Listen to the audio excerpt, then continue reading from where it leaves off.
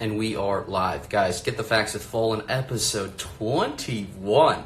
We are cruising a little earlier than normal. How about this morning glow? Beautiful sunrise here in Singapore. Actually, let me show you guys real quick. Look how beautiful this place is. Very, very stunning country. Not a bad view for quarantine. So, guys, today we're going to take you to Ecuador, specifically Quito, Ecuador. I got one of my long-time travel friends, and she's asked to join, so let's bring Cristina in. Waiting for her to join. Excited to share another gem of South America. Connecting. Hey! There she is. Cristina, how are you? Good, and you? How are you? I'm good. Counting down the hours until I get to go back outside. It's just over 24 hours. I cannot wait. Yeah, I'm jealous. yeah. So introduce yourself, say your name, where you're from, and you can tell the story on how we met. Okay, my name is Cristina. I am from Quito, Ecuador, originally born and raised here. I live here now, but I met Brent and his family in the Galapagos Islands. They came and were the guests on the ship I work. A long time ago, a few years ago, can't remember exactly how long. It's been over 10, I think almost 10. It was let's see, 2013, 8 years ago. Yeah, 8 years ago. You were kids. You and your brother were still, I think. Oh man, and guys, it just shows like they have some of the best tour guides ever. I mean, we've stayed in touch since. It's been so fun keeping up with all her adventures in the Galapagos. It's truly one of those spots in the world that's a bucket list spot. Cannot miss it. But we'll dive into that in a second. Cristina, what's going on in Quito? What has the government been telling you guys about the virus? Are you guys on lockdown there? We've been in lockdown for a couple of weeks now, a bit more actually, and we have quite restrictive measures. We have curfew for everybody from 2 p.m. until 5. And then you can only go out if you're going to buy groceries or medicine. And they have restriction also for your cars. You can only drive your car 2 days a week, depending on which number your plate ends. So in my case, I could only go out. I think it's Tuesday and Saturday, but I haven't been out for a bit more, almost 20 days now. I'm getting crazy. I've been at home. Yeah, and for someone that's as active as I am about being outdoors, I know that's not easy. It's been tough for me being stuck inside so much. Isn't it in Quito? Before the quarantine, wasn't there a rule about driving with the license plate number as well? Yeah, but there was one day a week you're not allowed to drive from 5. Oh, it's one day you're not allowed. 8. Yeah, only one day. Whoa. But now it is the whole country. Wow, and it's only the 2 days you get to drive now. It is. They've totally switched it. On which day your number of the plate ends. Interesting. Yeah. Only Wow. You could drive from 5 until 2, but at 2 you have to be home. Otherwise, there's quite a big fine, and I think the third time you're caught out, you can go to jail. Wow. So they're strictly enforcing it. Like, are they manning are the police everywhere? They are. Yeah. They're checking people. We need that because we need to flatten that curve. Yeah. No, definitely. What's it like at the grocery stores? Are there any products in Ecuador that are selling out more than others? Yes. Right now, the first days before the quarantine started, people. Right now, there are restrictions. So they make you blind, and they only let you go by a certain amount of people can go in at once, and then other people, and you're allowed to be there for very short time. And some things are good. You can get some delivery, but again, during that time, so it's quite short. Yeah, and then what are they doing with the Galapagos? Are the Galapagos Islands did they have tourists that got stuck there? What happened there? Yes, but mostly everybody has been evacuated now. They closed the national park, the land area, and also water area. And they are still getting people out of the islands. I think on April 5th, they're going to have a flight to get people out. Wow. But all the flights are closed. Buses are, between the mainlands as well until Right. April 12th. We're not going to be allowed to move. That is crazy. It would be devastating if you're on a trip of a lifetime. You're in the Galapagos, right? Day 1, day 2 of the cruise, and like, hey, just kidding. We're gonna have to turn around. You're gonna have to leave the country. I mean, that's unfortunately it's been happening all over the world. There's some people that my buddy sent me that were in Antarctica, and they started because you've been to Antarctica as well. I mean, that they were in Antarctica for just, I think, 3 or 4 days, and then they were told they had to turn around, and then got stuck at the port in Ushuaia. So it's just like, I don't know, that would be absolutely devastating. I mean, at least they got to step foot in the places, but to have your trip cut short, I mean, it's a total first world problem. There's way bigger, issues going on in the world, but that would be crushing, absolutely crushing. So let's dive into travel. Ecuador, again, guys, if you haven't realized, South America is by far my favorite continent on the planet. Each country there has something so unique, has some amazing people, and a lot of must-dos. So, Cristina, in your opinion, what are the top 3 must-dos in Ecuador? Wow, that's hard. Ecuador is it is such a small country that it would allow you to do a lot. I would guess Galapagos Islands for sure. Number 1, absolutely. Yeah. Even if you make it in 2 different trips, like you did, one only Galapagos and then the other one, but I think there's not another place like that in the whole world, like Right. the Galapagos. The other place I really like is all the highlands of Ecuador, the mountains, the volcanoes. I think you went to Quilotoa Lake. Yes, it's so nice. That. Yeah, and right next to, and that's quite close to Cotopaxi as well. Yeah, you can do that on the way down, even to probably Baños is one of the cities I like a lot. It's like the gate to the different environment, which would be the rainforest. Yeah. And you have a lot of activity to do there.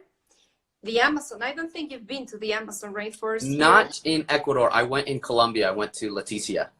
But I have been to the Amazon, just in a different country. And Ecuador has that. That is such a small country and so diverse that we're allowed to, we could actually in 3 weeks go everywhere. The beach, surfing, if you want to surf to the beach. Yeah. There's a province called Manabí, a beautiful area, Ayampe, and all those areas at the beach where you can surf if you like. The Amazon, the highlands, and Quito, the city where I live now, it's beautiful. Guys, it true, like there's so much. I'm glad I came back and did mainland this time. Like I went to Cuenca, which is a small little town, nice, beautiful little city. Baños is anybody that loves high adventure, Baños is your place. You can mountain bike, so many spots. That's where the swing on the edge of the world is, or end of the world. There's whitewater rafting, there's canyoning, there's some of the cheapest paragliding in the world, so lots to do there. Cristina, let's talk a little bit more about the Galapagos, because it truly is, in your opinion, what makes the Galapagos such a unique place?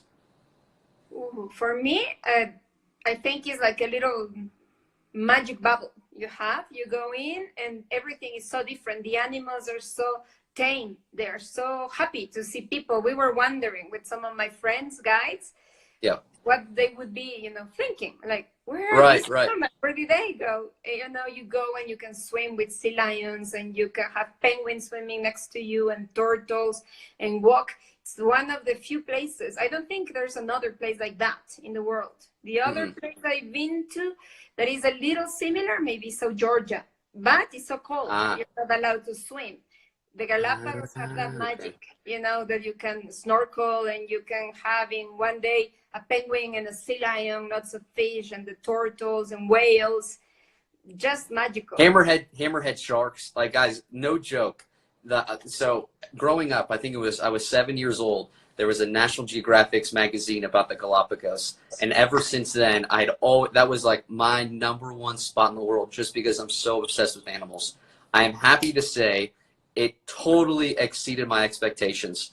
Like, there are some great animal spots around the world, but like Cristina said, the animals are just as curious with you as you're with them. So you are snorkel. Like, next time, I was not scuba certified. I am now. I'm going to have to go back to the Galapagos to see the diving, because it's some of the best diving in the world.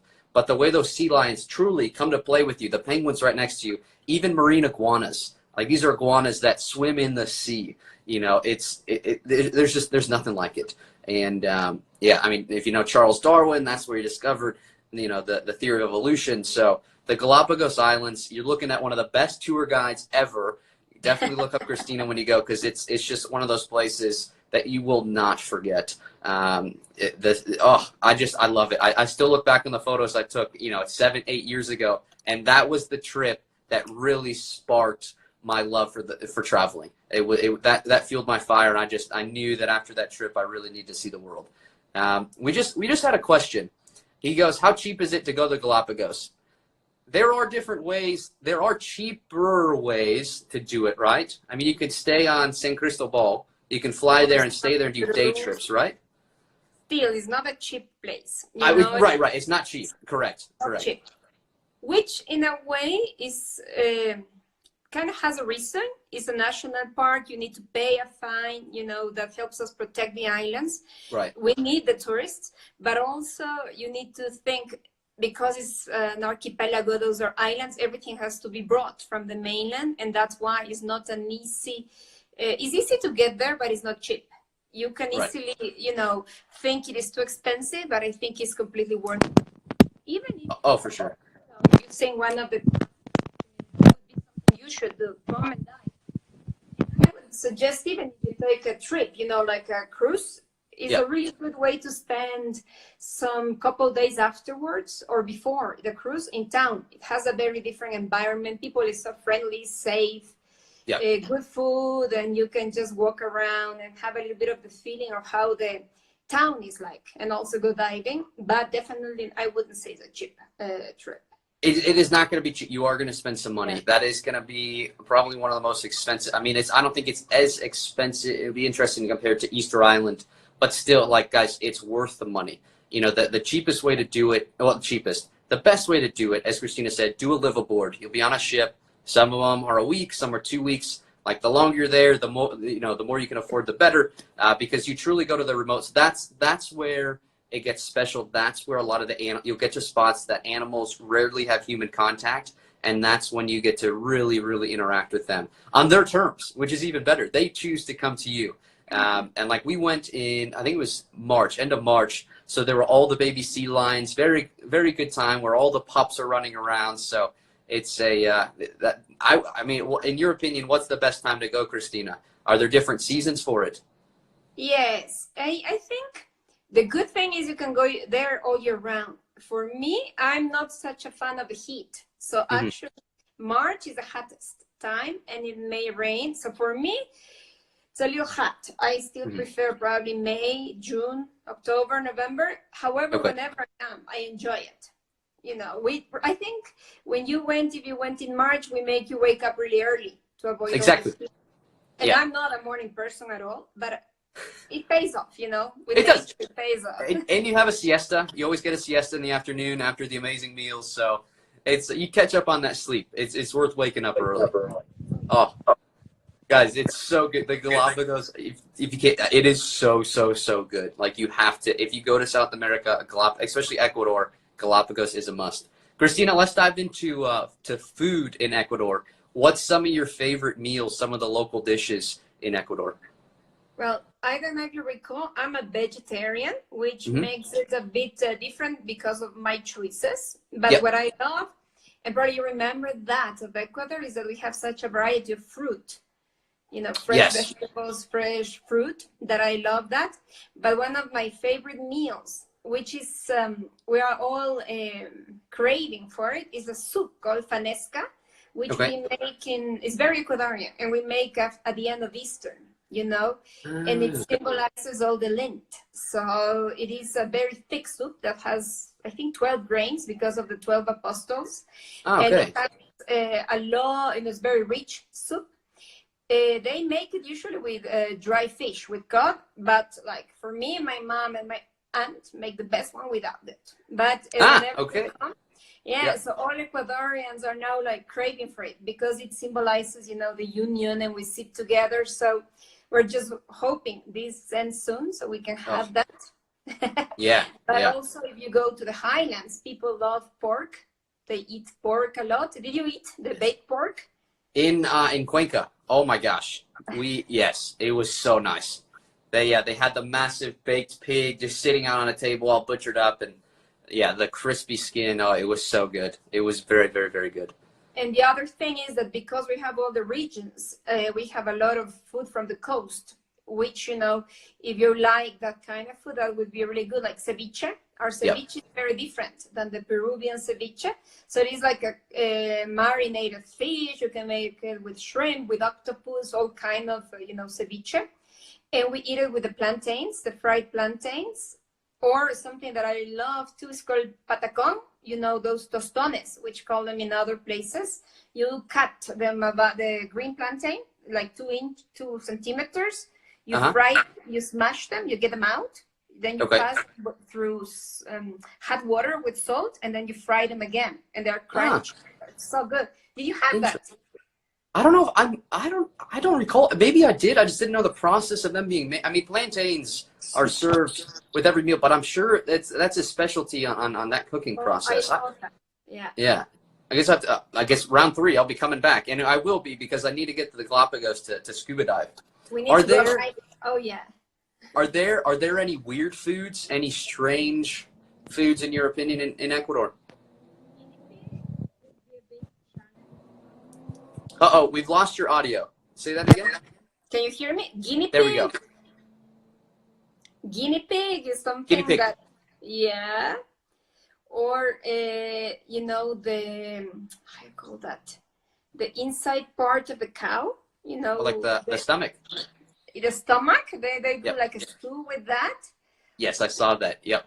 Yeah. Yeah. Or the intestines, you know, they kind of grill them. For me, I don't eat those things, but it's very popular here. And you will see them street side. Like in Cuenca, I remember just walking through the town, and they had them slowly roasting. And so it's kind of like rotisserie chicken, except they're guinea pigs. So it's quite interesting to see. And I see with the pork too, they do the same. And in Cuenca especially, they do the skin of the pork. And they make it like crunchy. Yeah. My mom and my sister love that. It's so good. Oh, it was so nice. Yeah, it's a very, very good meal. Guys, if you get to the mountains, you gotta, if you're not a vegetarian, try the pork. It's very nice. What about? I like a lot did you try something we call empanadas de viento? You know empanada? Empanada, And they call them de viento, like wind empanada, because the dough is really thin.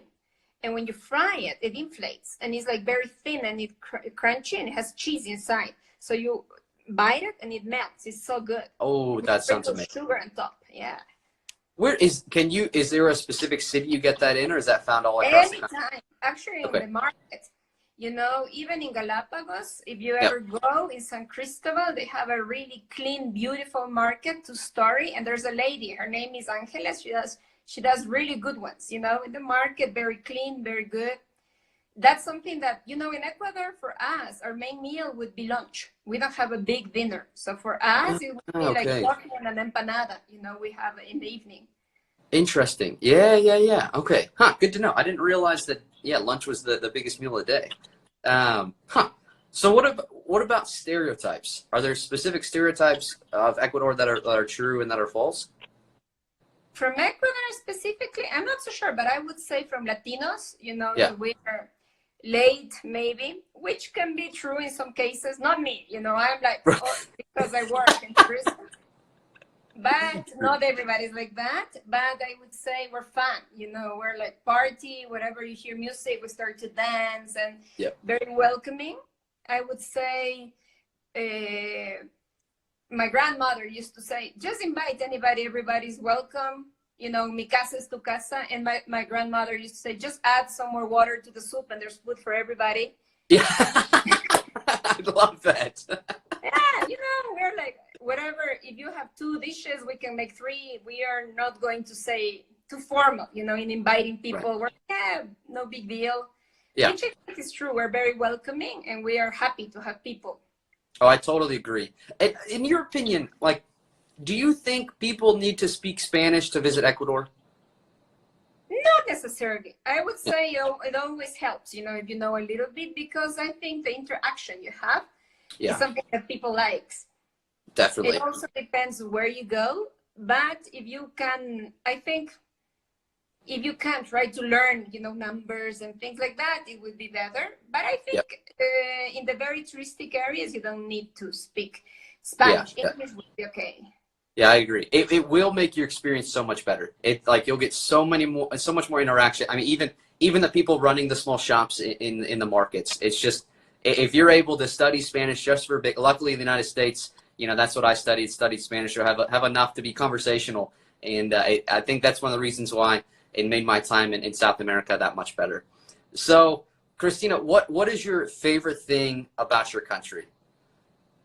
Ooh, I think, like I was telling you, it's a small place and we can have everything. In a few hours, I can be at the beach, I can be in the mountains, I can be, to the Amazon. And I think that's a really variety we can do, and I love it.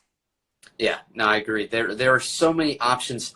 I mean, if you have the time, busing, you can bus everywhere. But if you're on a short amount of time, like many U.S. citizens, there are flights to get around the country. So you really can, in 2 weeks, you can see a lot, practically all the country. If you're flying everywhere, 2 days here and there, you can hit the Amazon, hit the Galapagos. I mean, I'd encourage you to do at least 4 or 5 days in the Galapagos if you're going out there. And personally, I'd say at least a week. But yeah, I mean, Quito is a very cool capital city.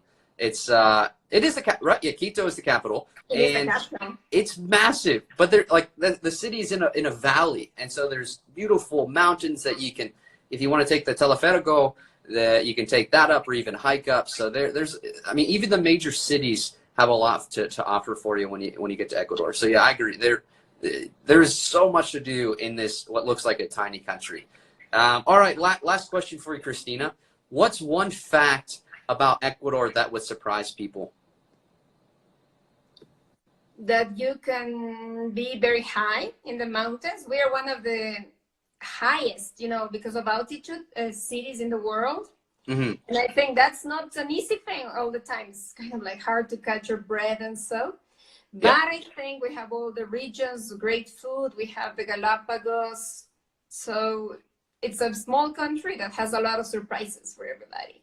Yeah, no, I like that. And something you mentioned about the Galapagos, there are penguins in Ecuador. It's going to be one of the most furthest north spots in the world that has penguins. I need to look that up, but it's got to be. It is the most northern penguin of the world. Okay. Yeah, because so all the penguins are found in the southern hemisphere, but when you're in the Galapagos, if you do a liveaboard, you're crossing the equator multiple times throughout your cruise. So it's quite fun. The captain will ring the bell or do the horn to let you know you're either in the northern or southern hemisphere. But the way you can tell is when you flush the toilet, the water, depending on what hemisphere you're in, the water spins that way. So something interesting to look out for when you get to the equator someday. So there you go. Look, my mom finally joined. Hey, Cristina, you made the Galapagos trip the best. So my mom is sending you her love. But Cristina, thank you so much for taking the time to talk today. And feel free. So say whatever you want. The floor is yours. Your parting words to the world, because everyone is going to watch this series. So what would you like to say to the world?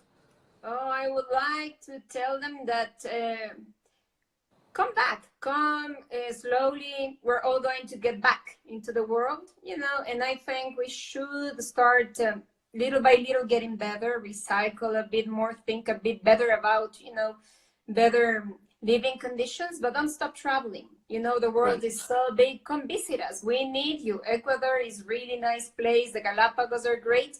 And like I told you before, it's one of the best places you're going to be. Even it will help you forget everything. You're like in a little bubble cover of magic, where all the animals come, say hi, they have fun. Yep. And very nice and welcoming people. Heck yeah. Nice. I second that. Guys, add Ecuador to your list. It's another great gateway to South America, a lot to offer, and she said, very, very friendly locals. Guys, that's the end of episode 21. Pretty crazy. Coming up next, so tomorrow morning in the United States, my evening here in Asia, we're headed to Portugal. Going to be talking to Teresa, who lives in Lisbon, and then in 24 hours, we'll be headed back to South America. We'll be in an episode in Brazil, one of my favorite countries in the world as well. So Cristina, thank you so much. I really appreciate you giving the time. And guys, please stay at home, stay inside, wash your hands. Let's end this virus together, and let's get back to traveling the world. Until next time, thank you all so much. Christina, take care, and looking forward to seeing you.